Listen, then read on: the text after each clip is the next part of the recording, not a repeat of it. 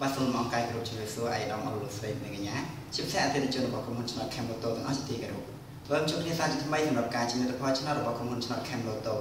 បាទថ្ងៃនេះក៏ជាការចេញលទ្ធផលឆ្នោតលើកទី492បាទសំទុក493ដែលរង្វាន់ជ័យផលសម្រាប់ឆ្នោត Lotto Lucky 636គឺការឡើងរហូតដល់71លាន724,4555រៀលបាទលើនេះមកឲ្យខាត់ពេលយូរយើងក៏ចាប់ផ្ដើមចេញលទ្ធផលតែម្ដងជាដំបូងគឺយើងធ្វើការចេញលទ្ធផលឆ្នោត 5D បាទសូមត្រៀម1 2 3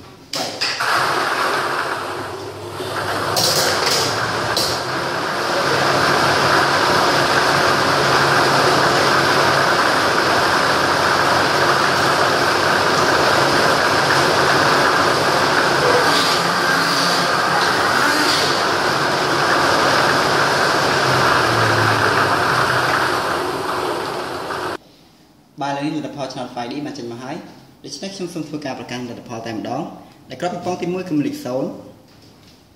ក្របពីប៉ុងទី2គឺមានលេខ8ក្របពីប៉ុងទី3គឺមានលេខ0ក្របពីប៉ុងទី4គឺមានលេខ6និងក្របពីប៉ុងទី5គឺមានលេខ1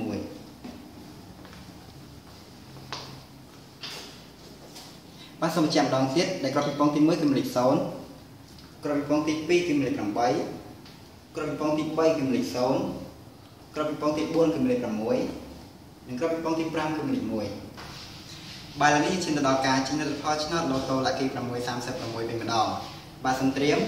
1 2 3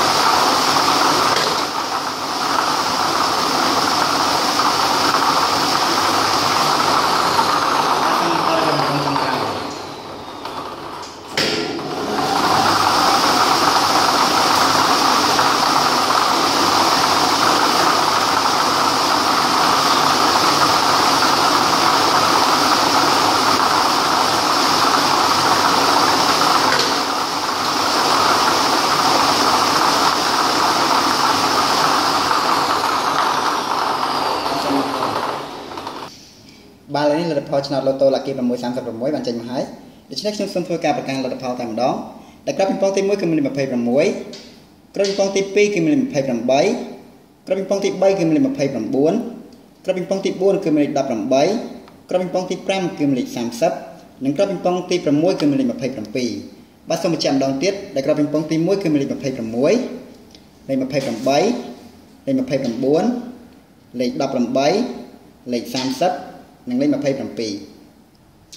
បាទឥឡូវនេះការចេញលទ្ធផលឆ្នោតរបស់ក្រុមហ៊ុនឆ្នោត Cambodia ក៏ដល់ទីបញ្ចប់អរគុណសម្រាប់ការតាមដានទស្សនានៃការចេញលទ្ធផលនៅថ្ងៃនេះចុងក្រោយសូមជូនពរអតិថិជនទាំងអស់សូមជួបប្រទះតែសេចក្តីសុខសេចក្តីចម្រើន